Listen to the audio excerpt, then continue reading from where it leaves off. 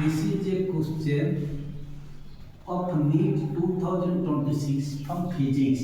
A resistor is connected to a battery of 12 volt EMF and internal resistance 2 ohm. If the current in the circuit is 0.6 ampere, the terminal voltage of the battery is 4 option दे रखा है. तब इसका solution बहुत easy है. तब हम अगर एक सर्किट बनाएंगे, सपोज यहाँ पे एक रेजिस्टर एक्सटर्नल रेजिस्टेंस, तब इसी में एक बैटरी दे रखा है. ये बैटरी में ईएमएफ कितना है? ईएमएफ दे रखा है EMF 12 volt.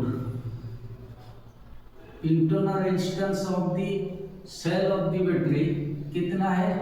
2 ohm. Okay, then terminal voltage हम निकालेंगे. टर्मिनल वोल्टेज V निकालेंगे. हम जानते V equal to E minus I into small r.